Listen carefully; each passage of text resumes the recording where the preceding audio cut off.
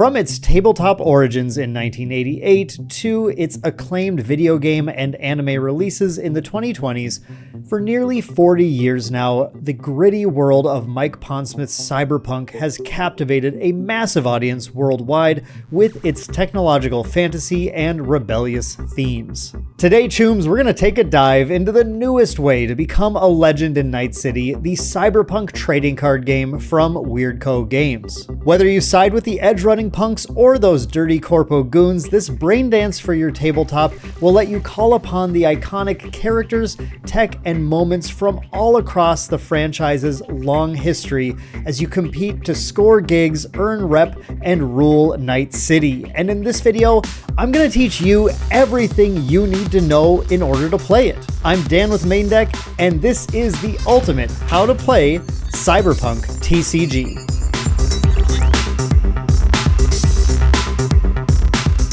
Alright, let's start at the beginning. Unlike most things in 2077, the Cyberpunk TCG isn't a digital game, it's actually a real space tabletop game for 2 players.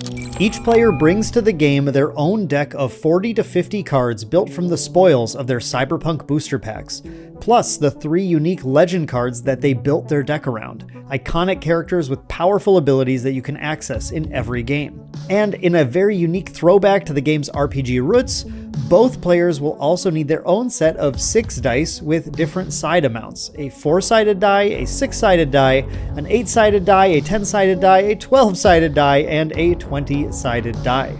These dice sets are commonly used in tabletop RPGs, but in this game, they will roll in throughout the game to represent the gigs that your characters can complete. Each turn of the game, a new gig is added by rolling a die into your pool, and the turn player will have the chance to pay their eddies, to flip legends, or play cards to enact their strategy, attack their rival, and steal their gigs. Gigs may trade hands back and forth a lot, but if a player ever finds themselves with 6 gigs in their possession at the very start of their turn, they will win the game and become a legend themselves. Now I know that zip by, choom, but don't freak. I'll go through each turn step by step in a moment. But before we get there, let's scope out the 4 card types you're going to need to understand to make sense of it all. First up, legends.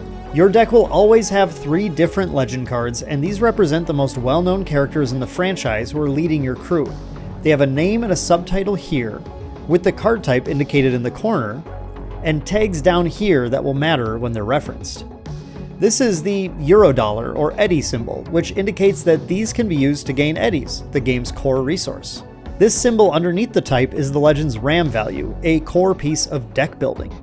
Each of the 3 legends in your deck provides you with an amount of RAM in the game's 4 colors: red, blue, yellow, and green. Your legend's RAM totals limit the cards you can play in your deck. To include a card in your deck, that card's RAM value in its color must be equal to or less than your legend's total RAM value in that color. For example, if our legends are these versions of V, Jackie Wells, and Victor Vector, we can include cards in our deck that have up to 4 blue RAM or 2 yellow RAM, but we would have to swap one of our blue legends for a yellow one if we want to instead include cards with up to 4 yellow RAM. And beyond deck building, of course, your legends have abilities down here. These are often powerful abilities that you can base your whole deck around as your legends begin the game in play. However, they all start the game face down, and you'll need to spend eddies during the game to flip them up and get them to work. Legends can have different types of abilities. Flip means it takes place when it is flipped up. Otherwise, if the ability is just plainly worded like Jackie Wells here, it's a constant ability and it's always active once flipped. And the go solo bubble means once it's been flipped up, at any point after that during your play phase, you can pay the cost in the upper left corner to play it from your legend area into the field as a ready unit. So let's dive into how units work before we talk about that more. Your units will be doing your dirty work for you, clipping gigs or flatlining anyone who gets in their way. They'll have a name and subtitle down here, right above their tags. And as we mentioned earlier, right underneath their card type, they'll have a RAM value that indicates what RAM your legends need to have in order to include them in your deck. Since units are played from hand, they'll have a cost in the upper left corner. This is how many eddies you have to spend in order to play the card. And they have a power in the lower right, which indicates their effectiveness both in combat against other units and at stealing gigs. Many units also have abilities, and like legends, these can come in a variety of flavors with a bubble indicating trigger conditions, if any. Here are some you might come across. Play abilities trigger right when a card is played. Attack abilities trigger when the unit or equipped unit attacks, but keep in mind units cannot attack the turn they are played. Blocker gives you the ability to spend the unit to intercept incoming attacks if it is ready. And constant abilities, just like on legend cards, will have no bubble, but are always active while the card is in play or while the ability stipulates it's relevant. And of course, the fun thing about a TCG is that as the game grows, we'll get to see more unique abilities added over time, so if I didn't cover it here, it just hasn't been made yet. Now, we mentioned earlier that your legends can also go solo. Unlike units played from your hand, when a legend goes solo and moves from the legend area to the field, it actually can attack the turn it enters the field, and if it was spent when it went solo, it readies itself as well. And when it is defeated, it is discarded instead of returning to your legend area. There's no reward without risk in Night City. Now, a Cyberpunk game wouldn't be complete without ways to chrome out your units, of course, and that's where gear comes in. From cyberware to weapons, gear covers ways to upgrade your units and enhance their power and abilities by attaching them to your units that are in play. As we expect, we have a card name and subtitle with the type and RAM requirement in the upper right. Gear cards will also have the Eurodollar symbol here, like Legends do. For Legends, this indicated that you could spend them to get eddies, and that's similar here, but where Legends began the game in play, to get eddies out of gear, you have to sell it sometime during the game by placing it face down in your eddies area. Once there, it can no longer be played, but will be able to be spent each turn to gain an eddy.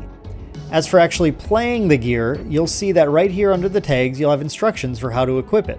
By paying its cost, you play it from your hand and equip it to a unit or face-up legend, and once equipped, it will bestow its power bonus, if any, and its effects will be live. Much like units, gear can have abilities like play abilities or attack abilities that will trigger in the same way, and some gear bestows new abilities onto the unit it's equipped to. If the unit gear is equipped to leaves play, the equipped gear follows it wherever it goes. And the last card type to cover is programs, which are one-shot cards that can enhance your deck's strategy or foil your rival's plans. Just like the other card types, we have all the basics here. Card name, type, RAM requirement for deck building, and the cost to play the card. Programs are played during your turn, and when played, you immediately perform the effect listed, and then discard the program to your trash. You'll also notice that the programs we're showing you all have the Eddy symbol as well, and once again, when a card in your deck has this symbol, that means it's a valid option to sell to make a new source of an Eddy in your Eddies area during your turn. Now that we've got the card types covered, let's go through setting up a game and get you ready to chip in. Here we have a standard layout for a game of Cyberpunk, and you'll see that both players have the same zones on each side of the board. Your deck will be shuffled and placed in the deck zone, with your trash zone ready for any time your cards become discarded or defeated.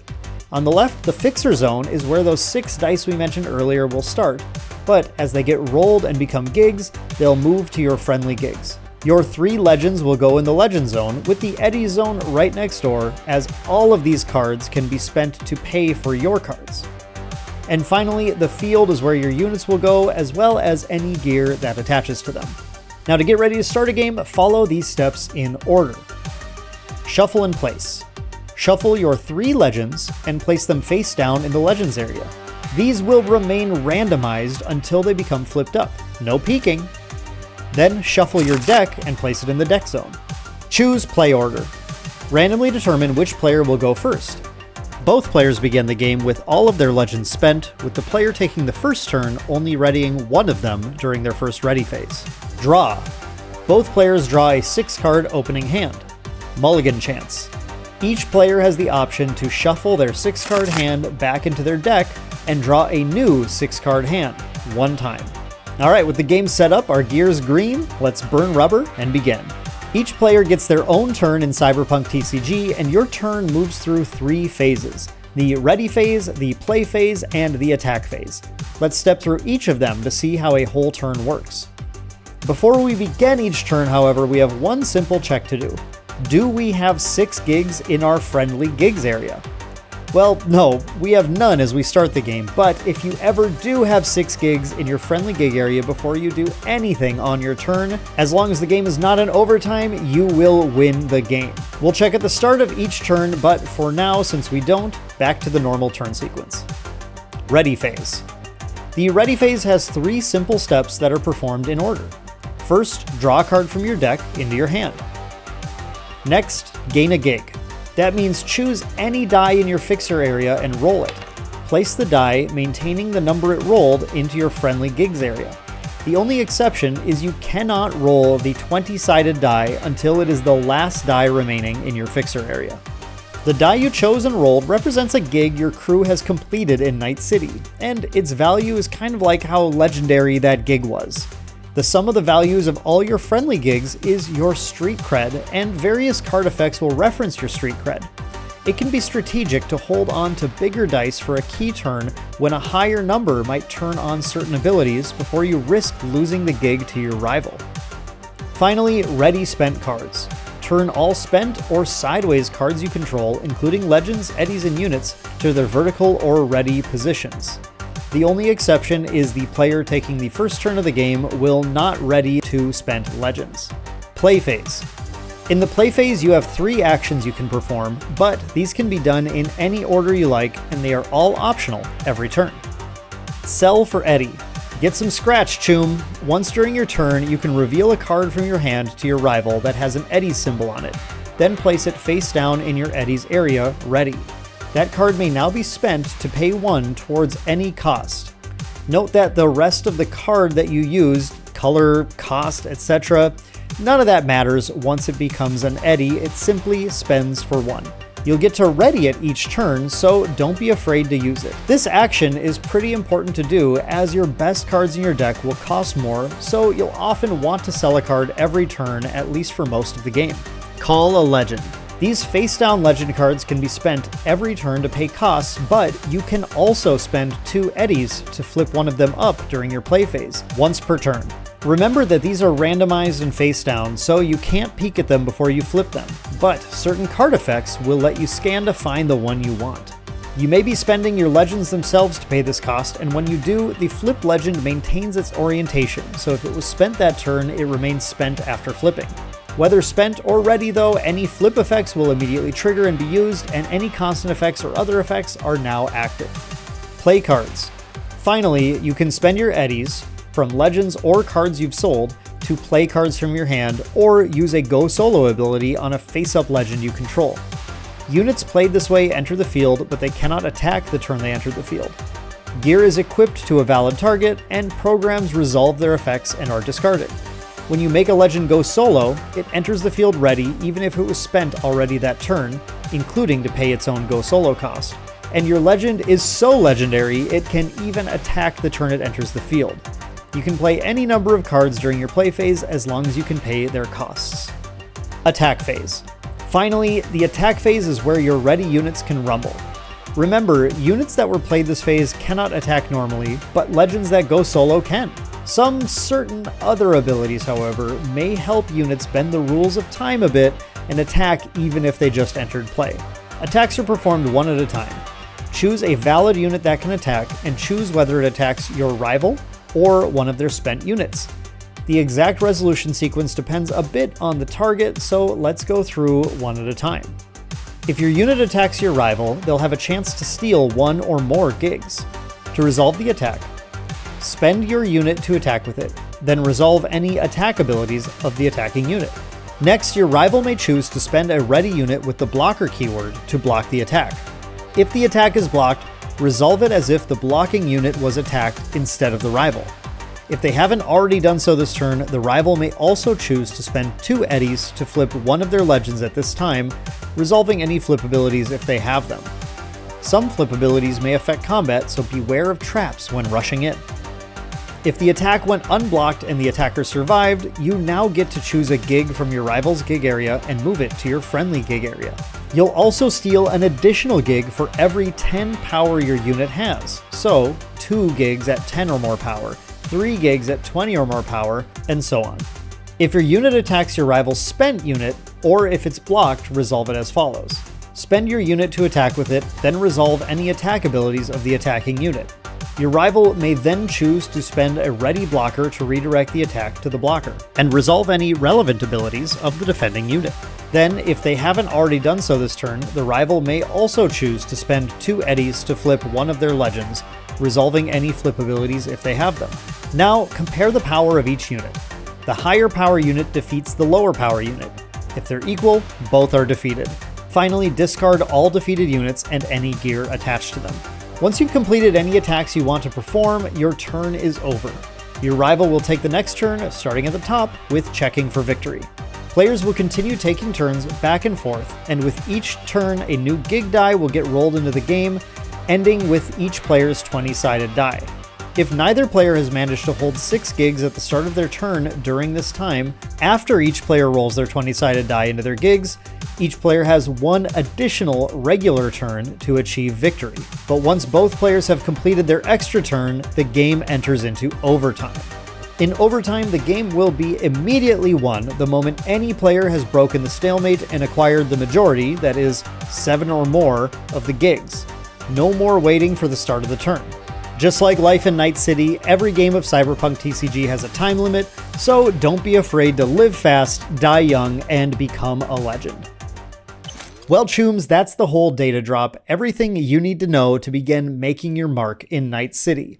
But that's not everything I've got for you. It's no Militech training shard, but I can run you through a few turns of a tutorial game to get you prepped before the real heat hits. So let's jump in. We'll be playing V and her gang against, who else? The Arasaka Corpo scum. We'll start by setting up the game, shuffling our legends and our deck, and placing them in the appropriate zones.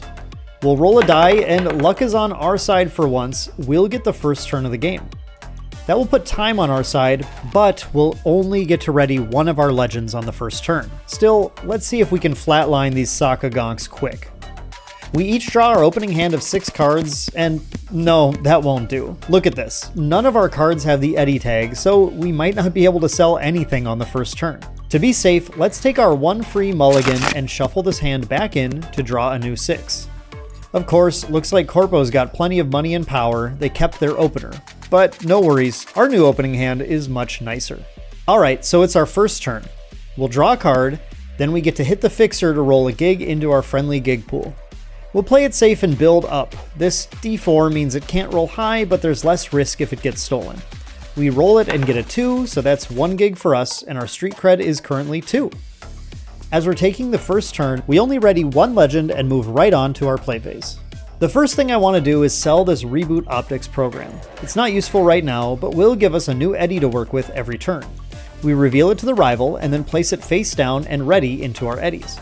That brings us to 2 ready and 2 spent Eddies, so let's go ahead and spend our 1 legend and 1 Eddy remaining to play Evelyn Parker. She enters the field, and we're out of things to do now, so we move to the attack phase. But because Evelyn entered play this turn, and there's no rival gigs to steal anyway, we attack with nothing and end our turn.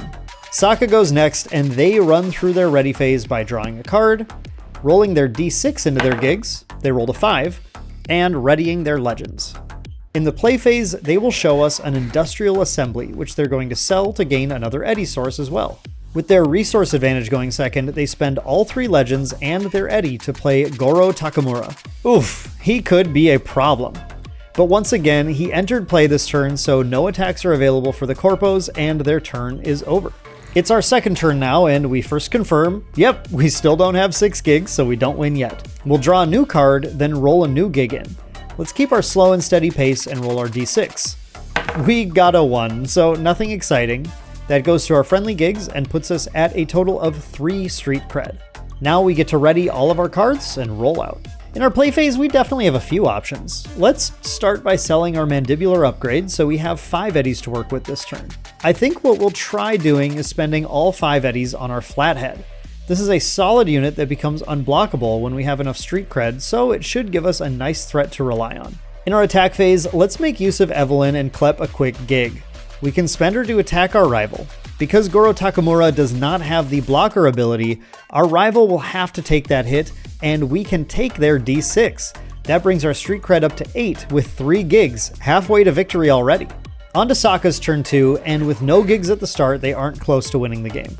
They'll draw a card, then roll in their d4, hitting another nice roll of 4. After readying their cards, it's time for the play phase.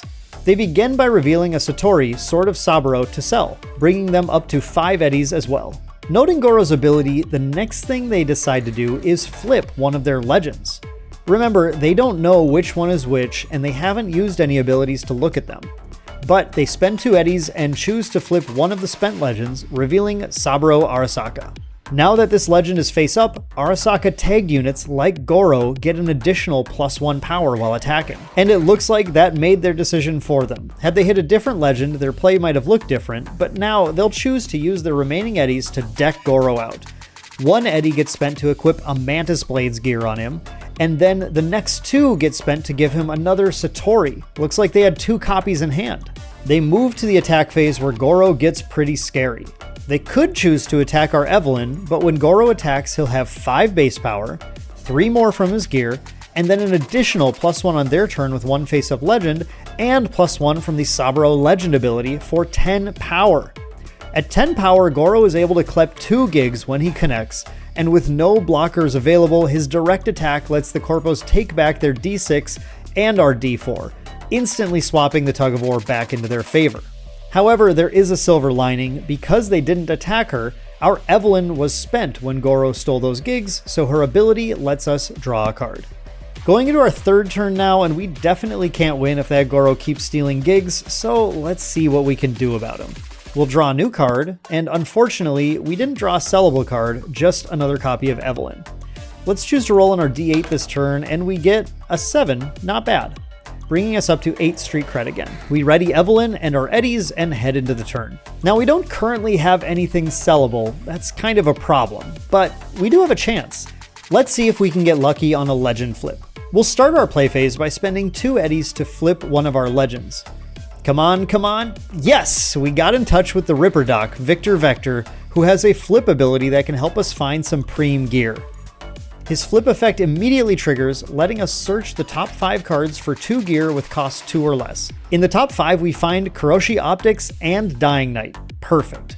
This actually sets us up for a fantastic play. We'll reveal the Kuroshi Optics to sell it, giving us another eddy to work with. Then we'll pay 2 more eddies for a second-hand Bombus to set up a defense, and our last 2 eddies will equip Dying Knight onto the Flathead. It's really lucky that we rolled a 7 this turn, because with 7 or more street cred, we can now take that Goro out. In our attack phase, we'll start by attacking with the Flathead, and because Goro is spent, we can attack him directly.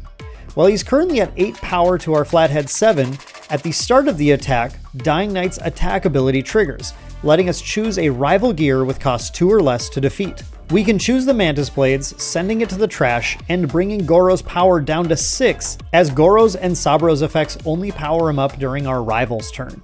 When we compare the Flathead's power of 7 now to Goro's 6, he's lower, so he's defeated alongside his equipped Satori.